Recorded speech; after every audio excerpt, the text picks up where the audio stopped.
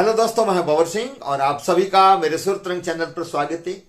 तो दोस्तों, जलंधर नाथ की तपोभूमि जालोर जो राजस्थान का पश्चिमी राजस्थान का एक बहुत ही महत्वपूर्ण जिला है, जो मारवाड़ रियासत के अंतर्गत आता था रियासत काल में।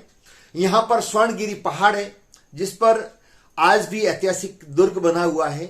यहीं पर 1311 ईस्वी में कान्हड़देव जैसे वीर और पराक्रमी योद्धाओं का शासन था, जो सोनगरा चौहान थे।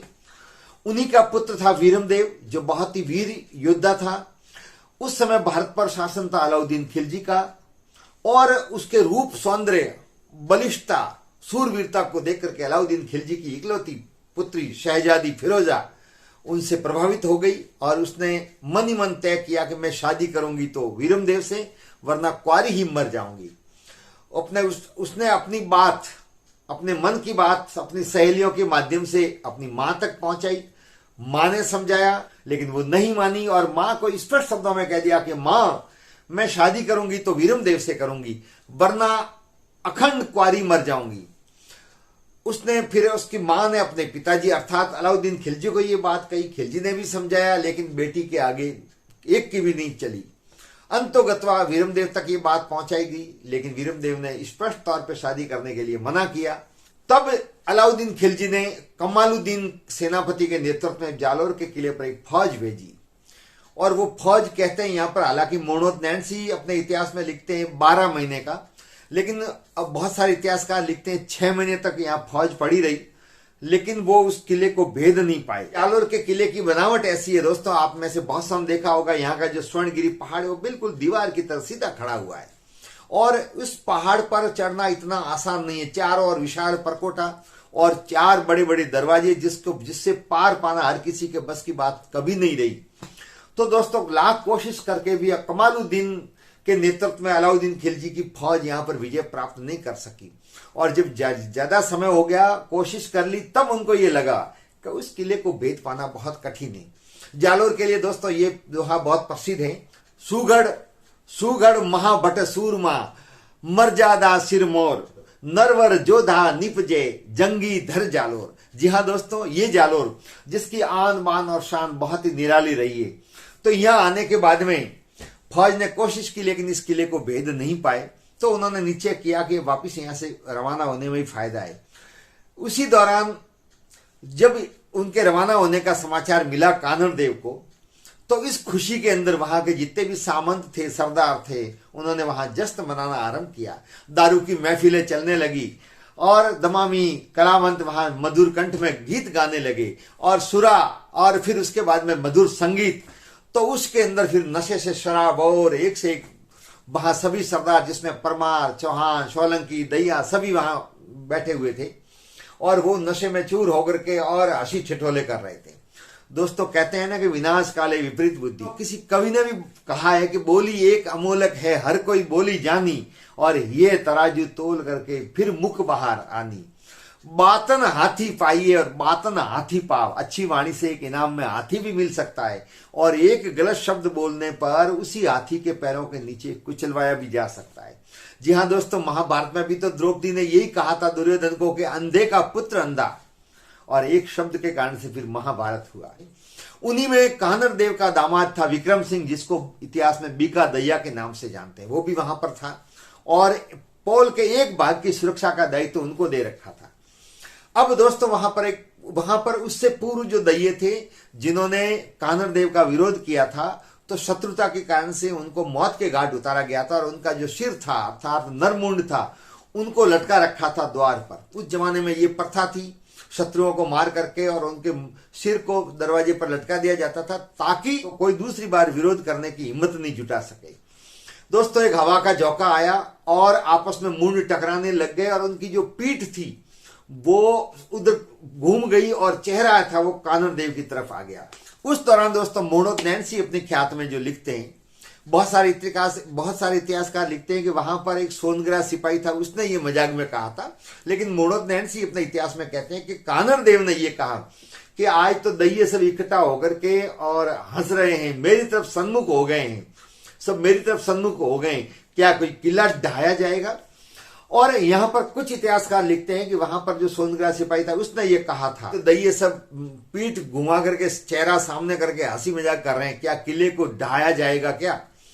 अब दोस्तों वहां पर जो बीका दैया, जिसको विक्रम सिंह दैया कहा जाता है, वो वहां पर बैठा हुआ था।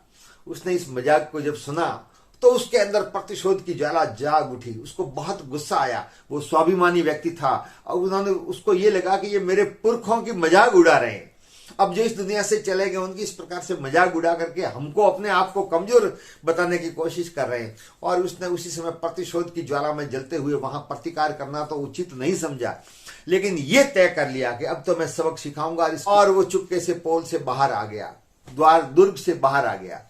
और बाहर आने के बाद में जब रवाना होने वाली थी, सेना रवाना हो रही थी, तो जाती हुई सेना का, अलाउद्दीन खिलजी की सेना का पीछा करके वहां मिले, जिसका सेनापति था कमालुद्दीन, उससे जाकर के मिले। और मिलने के बाद में उसने कहा कि रुकिए, आप ऐसे जा रहे हो, लेकिन मुझे पता है कि किला कैसे ढाया जा सकता है। फिर उसको वहां प्रलोभन भी दिया गया, उनको सत्ता देने का, जालोर का शासन देने का भी कहा गया। कुछ इतिहासकार कह रहे हैं असरफी उसको दी गई, लेकिन ये सत्य है कि वो जाकर के उनसे वहां मिले।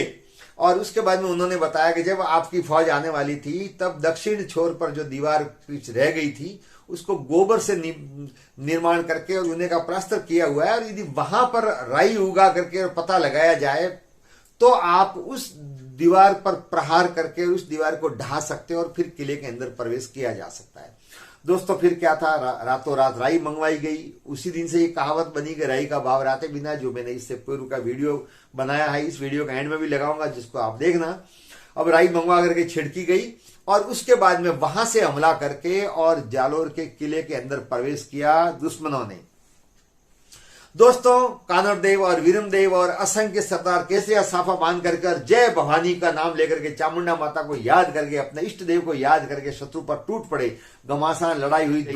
उसी दौरान कमालुद्दीन भी वहां पर मौत के घाट उतार दिया गया सेनापति। चामुंडा माता का वरदान था कानरदेव को, उस माता ने कहा था कि तू पीछे मुड़ के मत देखना। और दोपहर तक कानरदेव ने बहुत सारे शत्रुओं को मौत के घाट कानरदेव ने उतार दिया, लेकिन कहते हैं बाद में उन्होंने पीछे मुड़ करके देखा, फिर सिपाहियों ने दुश्मनों ने वार किया और कानरदेव फिर वीर गति को प्राप्त हुए। तीसरे दिन जाकर के वीरमदेव भी, उनके पुत्र भी वीर गति को प्राप्त हुए और इस तरह से जालोर के किले पर अलाउद्दीन खिलजी की फौज ने विजय प्राप्त कर ली।